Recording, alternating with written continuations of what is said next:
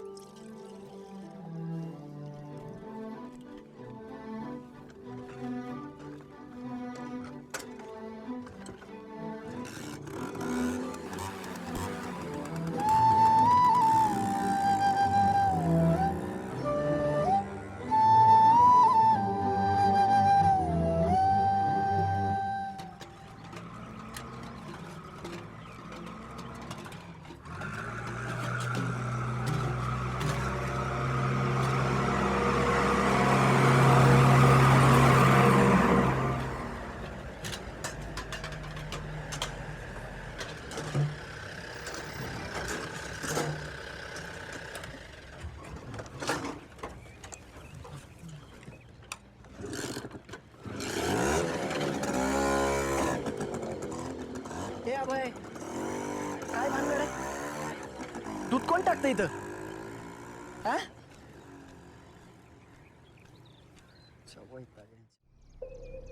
तू direct कंपनीत दूध टाकायला लागला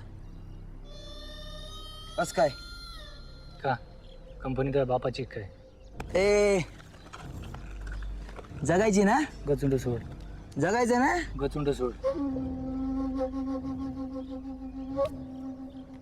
परत जर MIDC दिसला ना डायरेक्ट मुडीन. बघू ना. काय बघू ना. बघू ना. बर चाल चाल. आवाज जाऊ चल. नीट.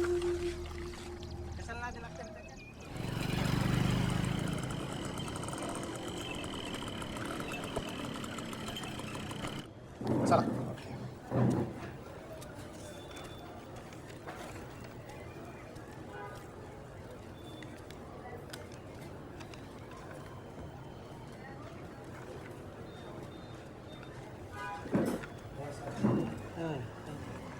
बसा बसा बसा.